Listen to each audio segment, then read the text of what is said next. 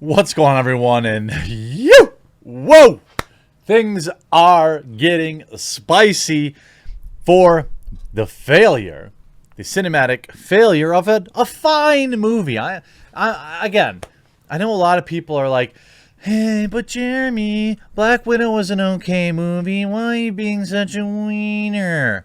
I get it. I understand. I don't think there's anything inherently terrible about the movie. I like Scarlett Johansson. I just really hate Disney. I mean, can you just give me that? I'll give you enjoying Black Widow. I'm not here to say the movie's the worst thing ever. It's a middle-of-the-road Marvel movie. Mediocre to slightly above average. That's what the Marvel formula will give you these days. There are some cringe moments, but the movie is fine. There's nothing inherently awful about it. And if you liked it, that's cool. You know who didn't like it? Scarlett Johansson. After the film tanked at the box office, she is now suing Disney because it failed so hard. I am not kidding. Here's the article. Scarlett Johansson sues Disney over Black Widow streaming release. Star alleges simultaneous release of the latest Marvel movie in theaters and on Disney Plus was a breach of contract. Now, I am sure that Scarlett Johansson has some sort of performance clause in her contract, and that's what this is really about. It's about money. But what an embarrassment. I mean, if we look at the way the box office has been for Black Widow, final Black Widow box office, absolutely dismal for the recent MCU. This is yesterday. The Black Widow box office saga continues as Marvel's latest movie looks to end its theatrical run. After a solid opening following its July 9th debut in theaters and on Disney Plus premiere, the Florence Pugh and the Scarlett Johansson-led film faltered in what was referred to as the most stunning crash in Marvel Cinematic Universe history. The first film in MCU's Phase 4, previous Phase 4 entries included streaming series WandaVision, The Falcon and the Winter Soldier, and Loki. It served as the origin story for Johansson's Natasha Romanoff, or Black Widow, giving Marvel fans the first real glimpse at her childhood and how she became a deadly Russian assassin trained in the Red Room. Although some moviegoers were disappointed by the low-stakes film, please, every Marvel movie is low stakes, all right? And I'm saying that as a general fan of the Marvel Cinematic Universe. They're all low stakes. This has been like the primary critique I've had about Marvel since Jump Street. It's like watching the A-Team or G.I. Joe. A bazillion bullets fly around, but everyone survives. Now we have details about Black Widow's final box office take, which looks as though it will rival early MCU movies, but will fall dismally below blockbusters like Infinity War, the Infinity War saga, and Avengers Endgame. Come on. It wasn't going to outdo Endgame or Infinity War. I've got to be fair here, you know? So, different movie world for Black Widow, but it looks like its domestic box office run in the same 175 million to 180 million as the very first Captain America, Ant-Man, and the Thor movies. Ticket prices were less back then, but they also didn't have to deal with lockdowns and everything else and in-home release.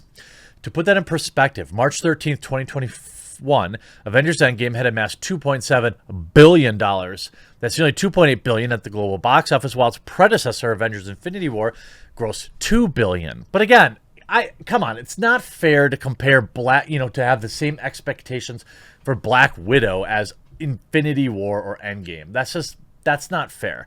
But I did predict, and I stand by that, the billion-dollar Marvel movie era is done. It's over with. I don't think you're going to see a billion-dollar Marvel movie in our era. Maybe Spider-Man, if it gets a worldwide theatrical release. But zoinks. I mean, Marvel's next project is What If, the animated series premiering on Disney Plus, and the next upcoming film is Tom Holland and Zendaya's Spider-Man No Way Home, December 17th. I actually think that's going to also do very bad, and here's why. And not because of the movie itself, but because you're going to have wintertime again. So it's cold. Less people want to go to the movies. On top of that, it's flu season, so people are going to be sick and even more timid about going to the theaters. Ms. Johansson said in the suit that her agreement with Disney's Marvel Entertainment guaranteed an exclusive theatrical release, and her salary was based in large part on the box office performance of the film. See, this is something that Disney probably could have gotten away with.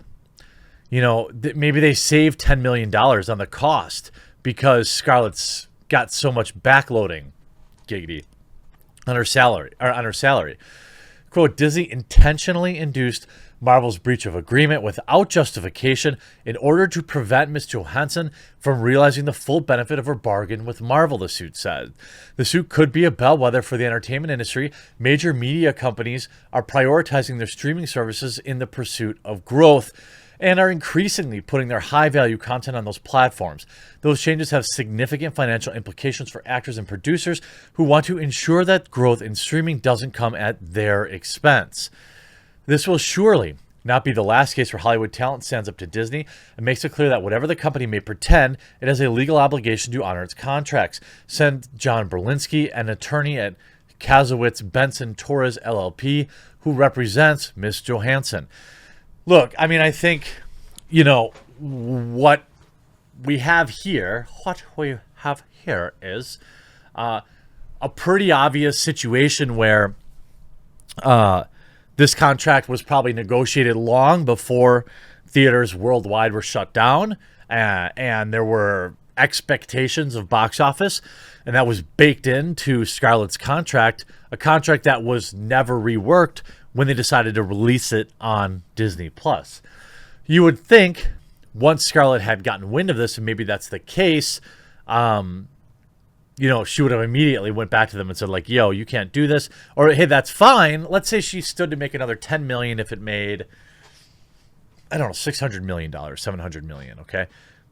And she can, like, look at that and say, like, hey, I would have done that if, you know, $30 million wasn't made on Disney Premiere and then opening it up to pirating worldwide. You'd think that Disney, if they cared about women, as much as they say they do, would have like proactively negotiated that, would have went out and said like, yo, yeah, this isn't okay. We see this is going to be a potential problem. Let's renegotiate. We need to do this. It's a different world, blah, blah, blah, blah, blah. But they didn't. Warner Media chose to renegotiate many of its talent contracts, like Ms. Johansson's deal with Marvel, were tied to box office performance. Warner Brothers paid more than $200 million to talent as a part of the amended agreements. Ms. Johansson has been an integral part of the Marvel Universe since appearing as Black Widow in Iron Man 2. Her presence has grown significantly since then as a member of the Avengers Squad of Heroes. According to the complaint, Ms. Johansson's representative sought to renegotiate her contract after learning of the dual release strategy. Okay, so now we know. Which she said is her 9th and last Marvel movie. Disney and Marvel were unresponsive. The decision to put the movie on Disney Plus is projected to have cost Ms. Johansson more than $50 million. $50 million is what she lost. Even before lockdown, Ms. Johansson was concerned that the Black Widow could end up on Disney Plus as a part of its release. In 2019, Ms. Johansson's representatives reached out to Marvel seeking assurance that Black Widow would have a theatrical-only release, according to the complaint. In March 2019, the email included the suit Marvel Chief Counsel Dave Galuzzi, and release would be according to traditional theatrical model, adding, "We understand, should the plan change, that we will need to discuss this with you and come to an understanding as a deal is based on a series of very large box office bonuses." During opening weekend, Black Widow grossed $80 million at domestic box office and $78 million overseas, and generated $60 million from $30 at-home purchases on Disney+. It was the first time Disney's broke out a film streaming performance in such detail. Disney shares ticked upwards on that news on Monday. The movie's theatrical performance fell in subsequent days more sharply than most Marvel films. Some analysts and executives in Hollywood question whether making the movie easy to watch at home is hurting the box office. The National Association of Theater Owners, a lobbying group for exhibitors, called the performance disappointing and anomalous, and proof that exclusive theatrical releases were the most profitable approach. Actually, you don't know that, because when they get $30 on Disney Plus. Disney gets all $30. When you buy a $15 movie ticket, Disney might get $6 of that, $7 of that. It's going to be tough. And this movie it did not perform well. And what a stain on the end of the franchise, I don't think there was anything, huge to hold against Scarlett, for the film's release. There were several things that, quite frankly, she couldn't control. I mean, the fact that there was like 2 years between Endgame and this movie allowed the whole world to kind of get over Cape stuff. And I think that's really a big part of it. There's no stakes. Black Widow absolutely should have come before Endgame, I would think, or very closely afterwards. It was a complete afterthought. And with much of the world kind of having experienced this conclusion of this grand story they've been following, there wasn't a lot of reason to go see Black Widow outside of either really loving the character, which a lot of people do, or wanting to support Scarlett Johansson, which is kind of what was motivating me to see it. I didn't really, Black Widow's a fine character, but I was like, yeah, like, Scarlett Johansson's not like a woke idiot, although now she is. So I'll go see it. Then she did all those press tours, and I was out.